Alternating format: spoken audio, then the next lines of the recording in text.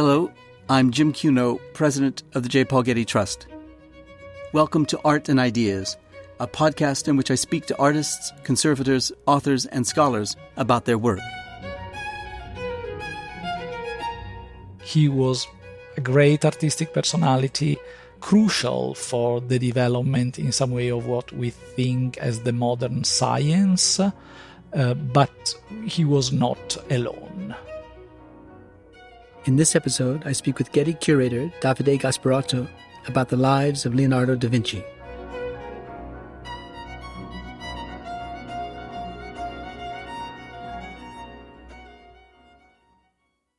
Is there any artist more famous than Leonardo da Vinci? Asked the art historian Charles Robertson in his introduction to the book Lives of Leonardo da Vinci, recently published by Getty Publications. While this is a question that can't be answered, it is a question that many have asked, both during and after the artist's lifetime. This book, in the series Lives of the Artists, includes texts by the unknown writer Anonimo Gadiano, which appeared in 1530, by the author Paolo Giovio, published in 1549, and by the painter and art historian Giorgio Vasari, published in Florence in 1568. Perhaps most surprising and revealing of all is a draft of a letter written by Leonardo himself to Ludovico Sforza, the Duke of Milan, offering his services and stating his abilities. Together, these texts and others reveal early mythologizing efforts by the artist and his biographers to shape a powerful public persona, many aspects of which are with us still to this day. Joining me to discuss the lives of Leonardo da Vinci is Davide Gasparato, Senior Curator Paintings at the Getty Museum. Thank you, Davide, for joining me on this podcast. It's always a pleasure speaking with you. Thank you very much, Jim, for having me. Now, the world, and I hardly exaggerate when I say the world, recently marked the 500th anniversary of Leonardo's death with dozens of major exhibitions in, among other venues, Buckingham Palace, the Louvre, and the Uffizi Gallery in Florence. The event was even marked by an international controversy when Italian right-wing politicians objected to the Louvre mounting the world's largest Leonardo exhibition on the grounds that although Leonardo worked and died in France, he was, in fact, an Italian painter, and thus his greatest memorial exhibition should be mounted in Italy and not in Paris. Davide, give us a sense of Leonardo's development as an artist, his early career and training, and the development of his early fame. Yes, kind of a difficult task, but I will try to be very concise. So Leonardo was born in 1452 in the small town of Vinci, so hence his name, Leonardo da Vinci, which means Leonardo from Vinci. He was an illegitimate son of a notary, Ser Piero. His father was moderately well-to-do and moderately cultivated. So we don't know much about Leonardo's early education, because basically the first information we had about him is in 1472, when we have a document where he was required to pay his dues to the Painters' Guild, the Compagnia di San Luca in Florence, which means he was 20 years old. He was already a painter. We know from other documents that he was trained in the workshop of Andrea del Verrocchio, one of the most prominent artistic figures in Florence at the time, and both a painter, a sculptor, a goldsmith. I think it's a key element to understand Leonardo's personality, the kind of range of activities which were going on in Verrocchio's workshop. There, he learned to draw, he learned to paint, he learned to model in terracotta, which was one of the things he did for his entire life, but he also witnessed creation of important masterpieces in bronze, so he learned the casting techniques. He had a sort of a very wide-ranging experience with Verrocchio. How common was this kind of education for Leonardo? I think in some way it was standard for every artist. Around the age of 11, 12, someone who wanted to become a practitioner or one of the visual arts usually went to study with someone else. I think the specific thing about Leonardo, the important thing is that Verrocchio's workshop was really the major workshop in Florence at the time, and Verrocchio and his team were busy in really doing kind of different tasks. And this idea of a multidisciplinary, a very busy workshop doing different things, the wide-ranging interests of Leonardo, I think, were in part due to this important apprenticeship in Verrocchio's workshop. Yeah. Now, most of us are familiar with the patronage of the great cities of Venice and Florence and Rome. What was the patronage like in Milan, in the north of Italy, and how did Leonardo attract the attention of the French king Francis I? How did he go from Florence to Milan and Milan to France?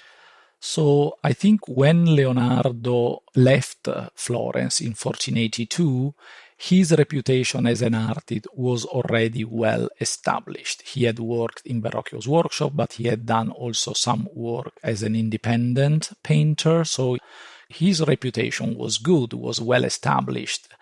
Milan was, since the 14th century, a major artistic center in Italy and also the capital of one of the most powerful and wealthy Italian states, which was the dominion of the Visconti family and later of the Sforza family. And it was a court really characterized by extreme refinement and able to attract major artists from other places. Your question about the French and how Leonardo later on attracted the attention of the French king, I think goes back to the fact that in 1499, when the French invaded the state of Milan, where Leonardo had lived for 17 years from 1482, that is the moment when the sort of the love affair of Leonardo with the French started. And one of the biographers included in the book, the sources on Leonardo, Paolo Giovio, mentioned that the French king wanted to detach the Last Supper, the famous mural painting by Leonardo, from the wall of the refectory of the convent of Santa Maria delle Grazie and bring it to France. So later on, when Francis I acceded to the throne, he already knew, obviously, Leonardo. Leonardo was very well known to the French, and Francis I, we know that was deeply passionate for Italian art. And Leonardo basically was the first celebrated artist who moved from Italy, attracted by the sort of lavish patronage of Francis I. So he was 67 when he died.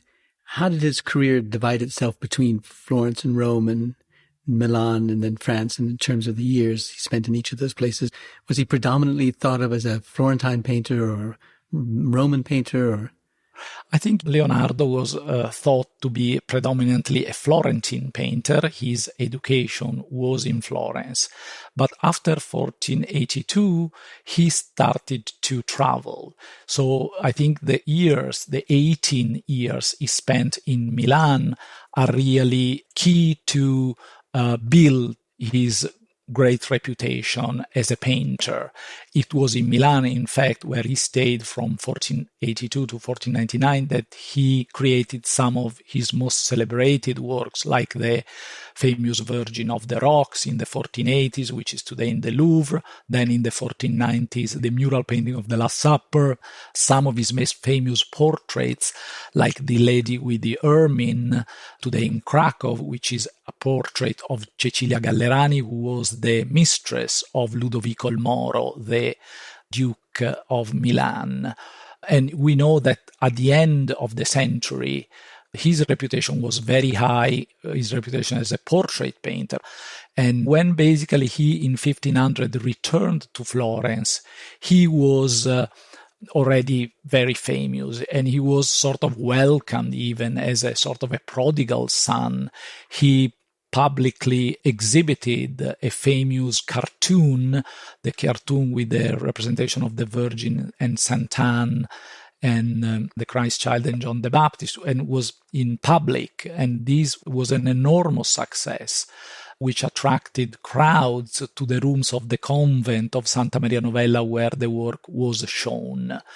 And so hence the commission to Leonardo to depict this monumental fresco inside the Great Hall of the Palazzo Vecchio, the civic palace of Florence, with the Battle of Anghiari, a project that he never completed. But the commission obviously was the proof of the high esteem in which he was regarded by his Florentine contemporaries. After Florence, he was in Rome, and then he moved to France at the end of his life.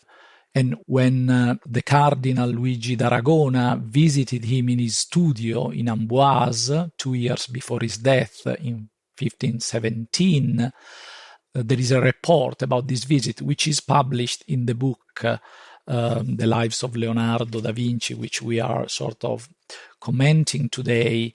And he says that they were seeing the most outstanding painter of our time. So in some way, his reputation grew and grew. Well, what was his personality like?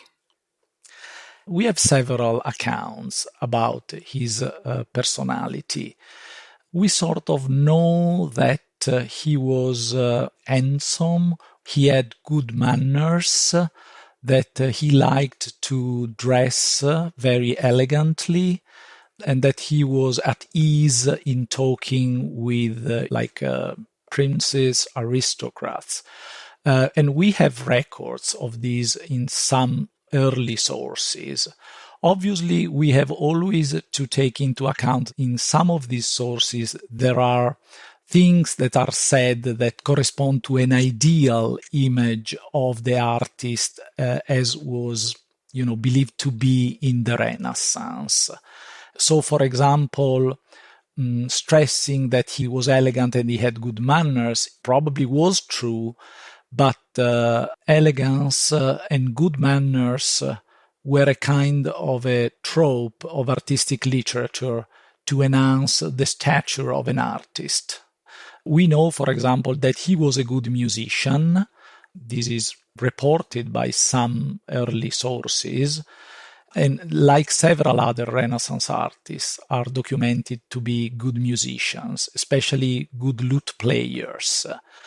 And I think that this was certainly true, but in some way to be well versed in music was a way to show a high degree of education.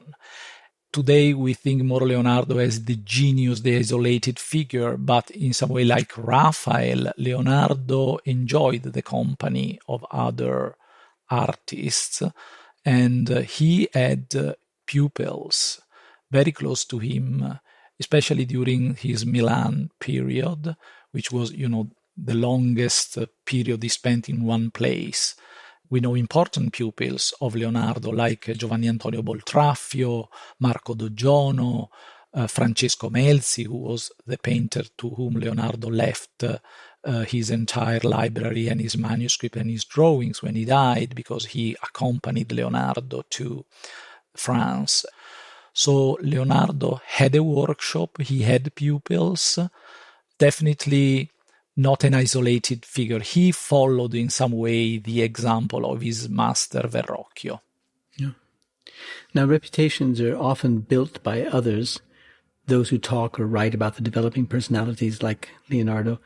One of the earliest accounts we have of Leonardo as an artist was the anonymous text attributed to, rightfully named, Anonimo Gadiano, circa 1530. Tell us about the circumstances of the publication of that manuscript and what it adds to our understanding of Leonardo. So the Anonimo Gadiano is an interesting text. We know for sure that he was, for example, known to Vasari when he was writing his Life of Leonardo, published for the first time in 1550 and then republished in 1568. But the text of the Anonimo Gadiano was never published in the 16th century. And so it was a manuscript that circulated, then ended up in the Biblioteca Nazionale in Florence, so it was published only at the end of the 19th century. And there has been much speculation about the author of this text. Certain names were suggested, like the art lover and later on patron of the famous sculptor Giambologna, Bernardo Vecchietti, or the name of Vincenzio Borghini, who was a collector, art lover, and was in very close friendship with Vasari. but we don't know. The author, in any case, was pretty well informed on certain circumstances of Leonardo's life. Well, I know the text by Anonimo Gattiano includes the description of Leonardo, much as you've described him in our conversation. He said, beautiful in person and aspect, Leonardo was well proportioned and graceful. He wore a rose-colored cloak, which came only to his knees, although at the time long vestments were the custom. His beard came to the middle of his breast and was well dressed and curled. How common was such a description in a text of this kind, and did it add to Leonardo's reputation? Obviously, in some way didn't add because it was never really published. But I think there are other descriptions of Leonardo, of the fact that he was handsome, this fact that when he was older, he had a long beard. And as I told you, there are these reports about the fact that he was elegant, that he was good-mannered. So I believe that this is something that must have been true in some way, and it was a way to show that Leonardo was a sort of a gentleman. He was not a practitioner of a mechanical art, but he was cultivated, elegant, able to speak very well on the same level as his patrons. Now, another early account of Leonardo's life and career is by Paolo Giovio, dated roughly 1528, but first published only in 1549, I think. Tell us about Paolo Giovio and how he came to know of Leonardo. Yeah, I think Paolo Giovio is one of my favorite among these early sources, the pre-Vasari sources, which speaks about Leonardo. Giovio was born in northern Italy, north of Milan in Como, and he was an historian, but also an art lover, a collector. At some point he built a large villa in Como where he kept this famous collection of portraits of famous men and women from the past and the present. He for sure had also the opportunity to meet Leonardo, probably the first time in Pavia, near Milan in 1507. And later on, he must have met Leonardo in Rome during the pontificate of Leo X, who came from the Medici family, and Leonardo spent a couple of years in Rome as a sort of a guest of the brother of the Pope, Giuliano de' Medici. So Giovio knew Leonardo. This is a short biography. It's written in Latin, in a very elegant, beautiful Latin, and in my opinion is probably the most intelligent account of Leonardo's art before Vasari, because in some way Giovio, he covers all the most significant aspects of Leonardo's personality in a very quick but effective way. So he speaks about the commitment of Leonardo to elevate the status of painting to that of a liberal art, to that of an intellectual profession. He speaks about Leonardo's interest for modeling in clay. He speaks about Leonardo's researches on optics and perspective. He makes very clearly the link between Leonardo's work as a painter and his interest and passion for the study of nature and especially for the study of anatomy. He reminds his ability as a musician, and he also touches on the talent of Leonardo, the inventor of theatrical spectacles, which is something that Leonardo did a lot, especially when he was in Milan at the court of Ludovico il Moro. He's being a sort of a director of spectacles, building surprises, machines and things, was something who made him very famous at the time. So I think Giovio's life is really, despite short and mentioning few works painted by Leonardo, it's very important for sort of assessing his personality and his interests. You talk about the dissection. And Paolo Giovio said of Leonardo that he established that all proper practice of painting should be preceded by a training in the sciences and the liberal arts, which he regarded as necessary handmaidens to painting. What did Giovio mean by the sciences? And was it rare for a painter like Leonardo to have the education or the knowledge of science? So I think this is obviously a very important question, a sort of a key question for Leonardo as an artist. Obviously, I think the pairing of science and liberal arts is interesting because liberal arts were the arts of the mind. They were intellectual sort of pursuits. Science means the curiosity for nature, the curiosity for the physical world, the curiosity for, I would say, the macrocosm on one side, so the physical world, and the microcosm, the human body, basically, the machine of the body. These were all aspects in which Leonardo was very interested. He was not the first artist to be interested, for example, in the human anatomy in Florence. Other artists, even before him or contemporary to him, like Antonio Pollaiolo, for example, were very interested in anatomy. So on one side, there is this idea that the artist should have broader interests. And this idea, I think, is something that was an inheritance from the antique, from the classical antiquity. We have, on the other side, always to think that Leonardo, as he always says about himself, he was a homo senza lettere. So he says this in Italian. He was a man without letters because he did not have a proper humanistic education. He didn't learn Latin or Greek. So many of the ancient texts, the great texts of the classical literature, were inaccessible to him, or only accessible if there was a translation. Leonardo, all over the course of his life, tried to fill this gap, trying a little bit to learn Latin, to collect many books, also written in ancient Italian. But in some way, he tried to fill the gap with his enormous curiosity and his sort of appetite to learn not only from books, but above all from experience. He says l'esperienza, he said, no, the experience, he said, use this word. And so from here, you have this great interest of exploring with his own means the physical world on one side and the human body on the other side. And so I think this is a key moment in the history of, I would say, Western thinking, because Leonardo, through his research, is sort of questioning the authorities through the experience. He started that path that in some way will lead to the great, really experimental science later on the 17th century, for example, with Galileo. So he's in sort of at the beginning of a trajectory to look not only at the texts, not only at the authorities transmitted, but also to look at things with his own eyes. Now, we've been talking about Leonardo as someone who was courted by the great and the good, the wealthy and the powerful. But in 1482, he drafted a letter to Lodovico Sforza, the Duke of Milan, offering his services and stating his abilities as an artist. Tell us about that letter and how common it was for an artist to write such a thing, and why Leonardo thought it appropriate to write about his talents regarding instruments of war, for example. What this tells us about him as an artist, as an engineer, as an aspiring figure, and what resulted from his letter.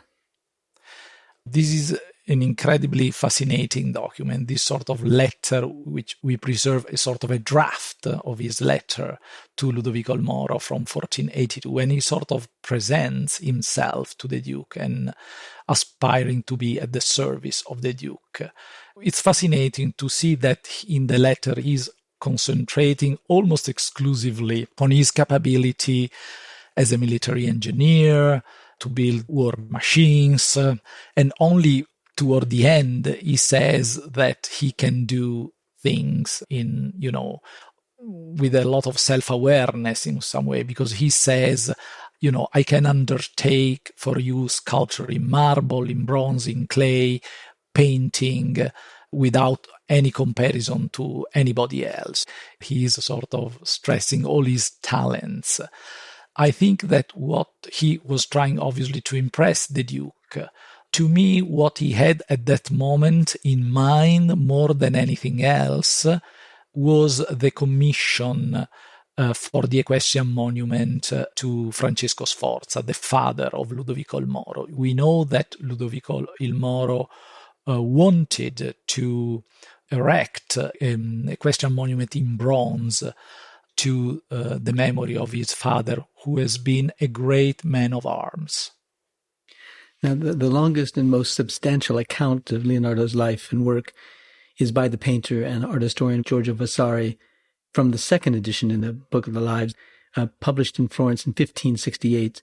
And in that book, in that text, Vasari calls Leonardo unstable, for he set himself to learn many things, and then after having begun them, abandoned them. And as examples, he cites arithmetic and music and the drawing knots of chords and designs for raising great weights. What does that mean? Why did he point that out and call him a kind of failure for having abandoned them? As if Leonardo was so flighty and curious as a mind that he couldn't rest his mind on one single thing.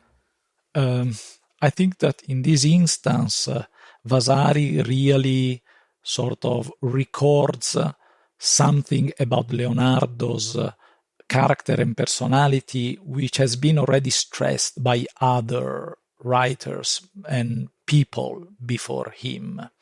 This is something which was really true. Leonardo's sort of dissatisfaction with his works, his sort of hypercritical attitude, the really experimental nature of his artistic research are absolutely a leitmotif since his earliest biographers. And rereading some of them, I think it's very clear that, for example, one of the sources included in the book, the Libro di Antonio Billi, we read something very similar. We read, he was far in advance of others in design and also the most beautiful inventions, but he did not color many things, because never and in nothing, and even the beautiful things he made, did he satisfy himself. And for these reasons, there are no very few things by him. His great knowledge of error prevented him from making them. Or, the Anonimo Gaddiano says it was hard for him to be satisfied. And Paolo Giovio also writes that while he was spending his time in the close research of the subordinate branches of his art, he carried on very few works to completion. And he says also something interesting, for owing to his masterly facility and fastidiousness of his nature, he discarded works he had already begun. Leonardo was constantly looking for something new. His attitude with constant experimentation. He was very critical of what he has done. He was low in painting, we know. So that's something that in some way, again, is related to the fact that he conceived more his profession as an intellectual profession, and the products were not as important as the thinking. Now, Vasari makes a bold statement. He says that the science of optics was to Leonardo of paramount importance, and upon it he founded the principles of the distribution of light and shade down to the most minute details. What did he mean by this, and how did he distinguish Leonardo in this regard from other artists? I think this is one of the great important new things about Leonardo as a painter. His interest in optics, and in particular in the relationship between light and shade, is rightly emphasized by Paolo Giovio, but we find ample evidence of this interest in Leonardo's own writings. Some of these writings were published early on in the 17th century in France. It was published what was at the time called a treatise on painting by Leonardo. Leonardo really never wrote a treatise on painting, but he wrote a lot of notes about painting.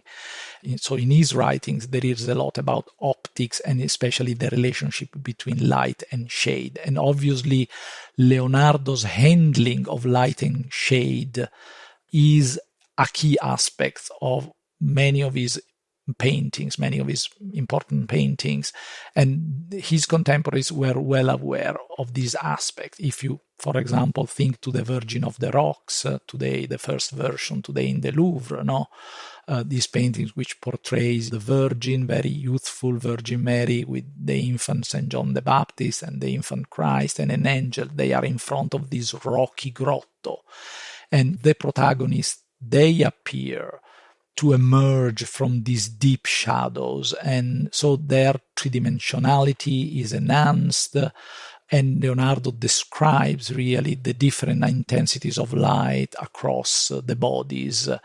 And then there is the other famous device that Leonardo employed to enhance the sense of unity, but also the sense of the illumination of a painting, which is the blurring of contours, especially those contours which are further in space, to suggest the presence of air, atmosphere that sort of surrounds, envelops the scene. The famous technique was called the sfumato, in Italian sfumare, I don't know, can be translated as like to soften the contours. So I think one of the essences of Leonardo as a painter is the interest for the way in which light plays with bodies and space. Now, among the works that Vasari writes that Leonardo sat for a long time staring and not working, by which he meant not putting brush to painted surface, was The Last Supper in Milan. Do others write similarly to Leonardo about that particular painting, that he abandons it, that he doesn't finish the painting? Yes. I think one of the fun sort of sources we have in the book is the short story by Matteo Bandello, just an extract of this story by Matteo Bandello, who was a novelist and writer of the 16th century from northern Italy. Bandello writes about the fact that Leonardo, some days used to work in the refectory of Santa Maria delle Grazie and work up on the scaffold from dawn to evening on the mural painting of the Last Supper. Some other days he used to go there without even touching the brush, just contemplating the figures he had done in the previous days, as Bandello says, as if to criticize them himself. So, this again stressing the critical attitude of Leonardo towards everything he was sort of doing and painting. Obviously, this critical attitude and this experimental nature lead to, at least in two cases, to disastrous results. And because this Last Supper was a technical failure, because Leonardo had this way of painting very slow, and also he wanted to achieve a full range of effects in the fresco, which is very difficult to attain in the fresco, because in the true technique of buon fresco, you have to paint very quickly on the wet surface to be very quick. Every day have a portion painted. So he didn't use a strict buon fresco technique when he painted the Last Supper, and he worked on it more as a panel painting. So he painted a lot a secco, as we say in Italian. So he painted on dry plaster. And this produced a technique which didn't last long, because the pigments didn't adhere very well to the wall. And so this experimental technique led to the wall paintings very quick, rapid deterioration.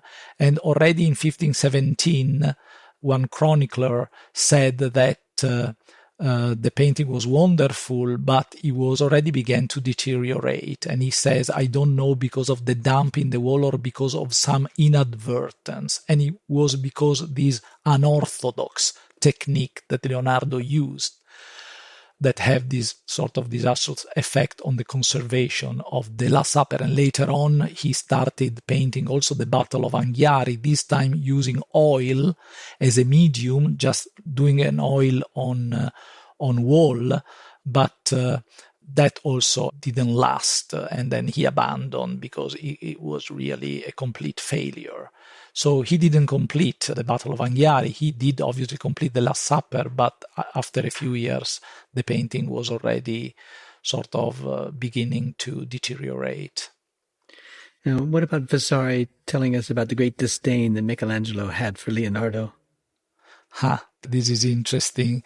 Yes, but we have to think that Leonardo and Michelangelo, first of all, they were from different generations. No, Michelangelo was almost 15 years younger than Leonardo.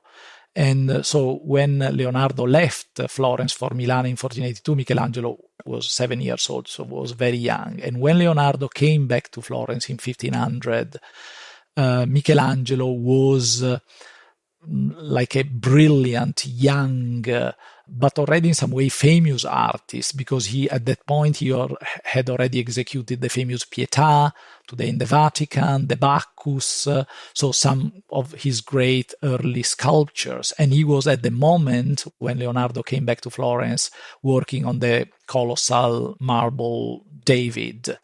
Actually, Leonardo was included in the group of artists in a sort of a commission who had to decide about the placement of Michelangelo's David in 1504 when the sculpture was completed.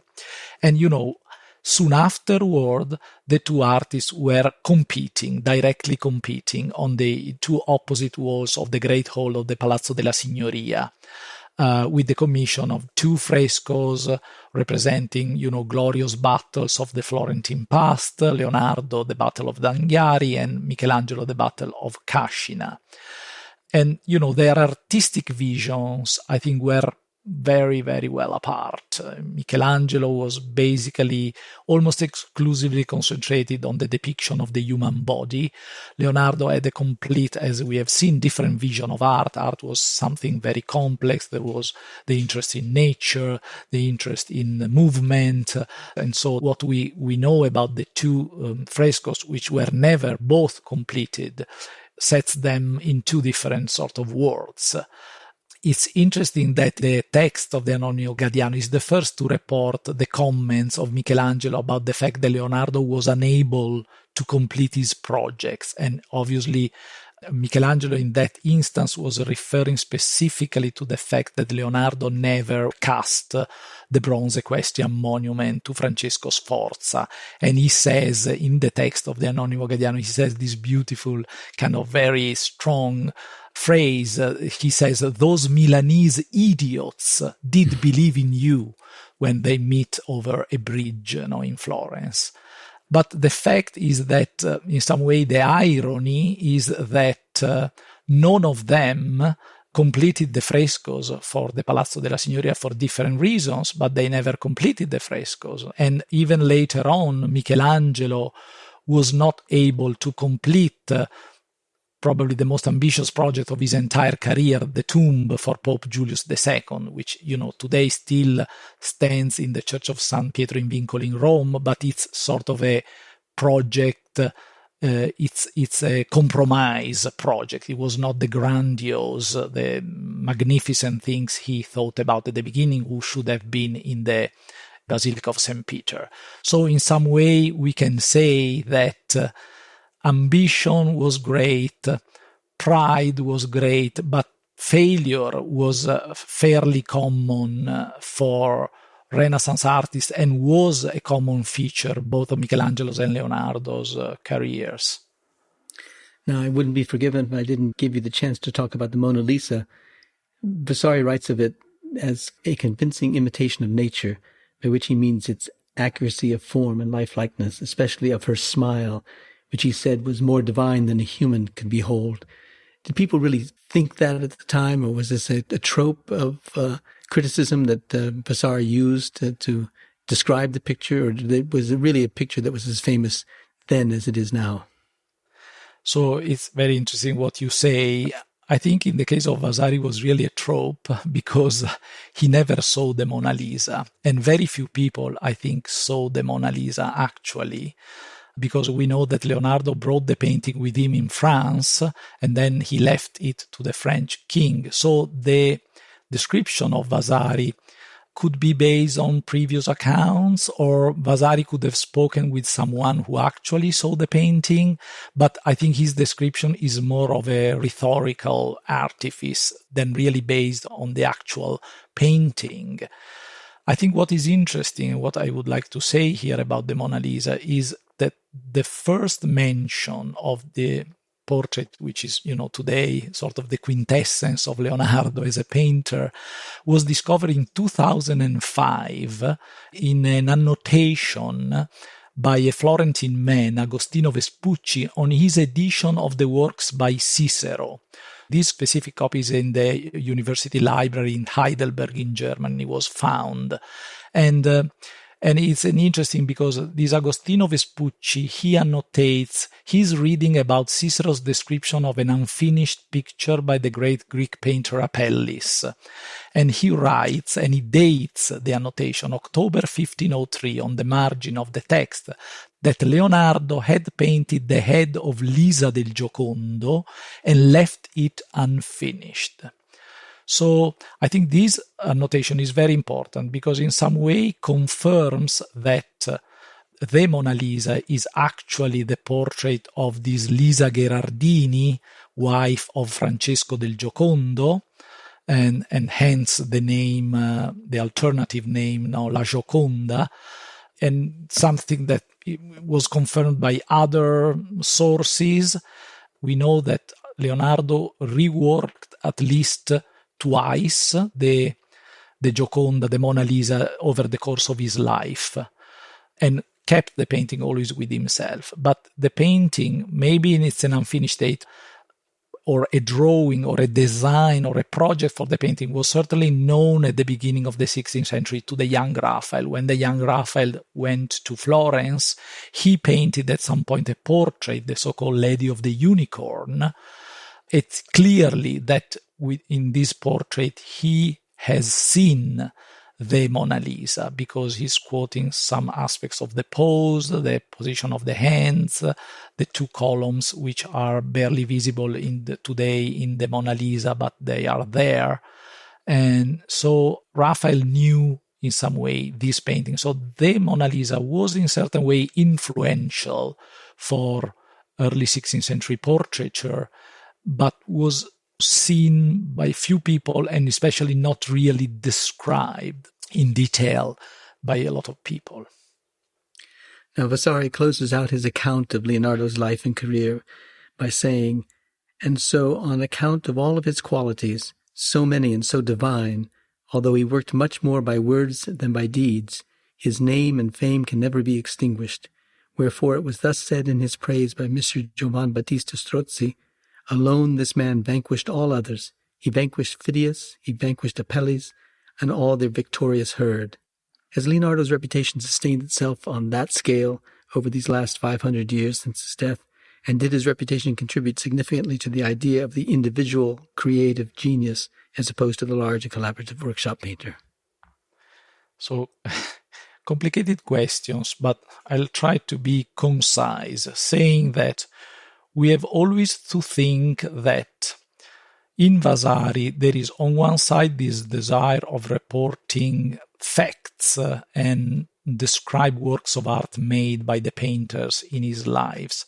But there is always this idea of the place that a certain artist occupies in the architecture of the lives. The lives are a complex architecture, and Leonardo plays a specific role.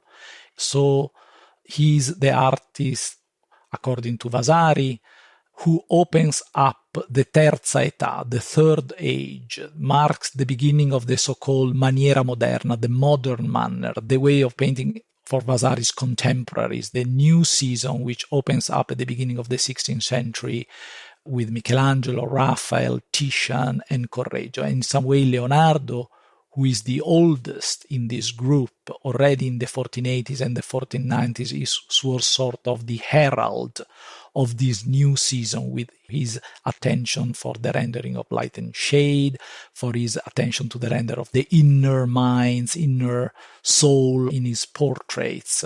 So he occupies a specific place in the architecture of Vasari's life, and we have to understand always this when we read the eulogy that Vasari makes of Leonardo.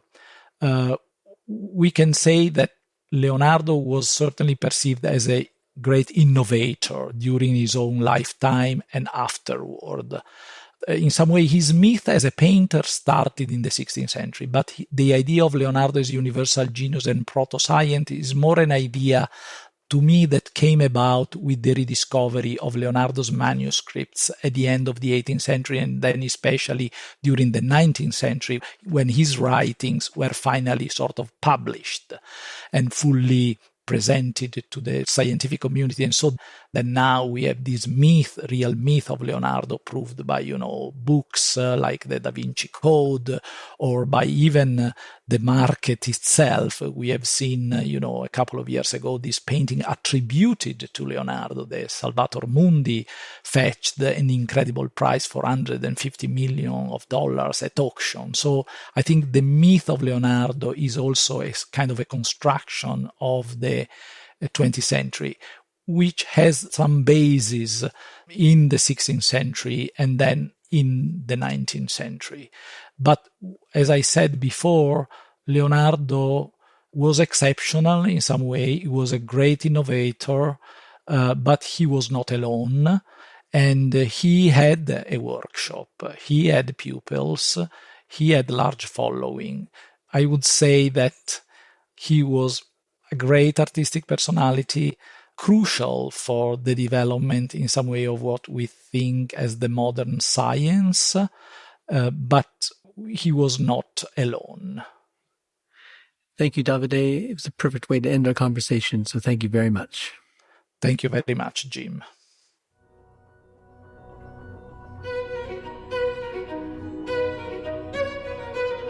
This episode was produced by Zoe Goldman, with audio production by Gideon Brower and mixing by Mike Dodge-Weisskopf.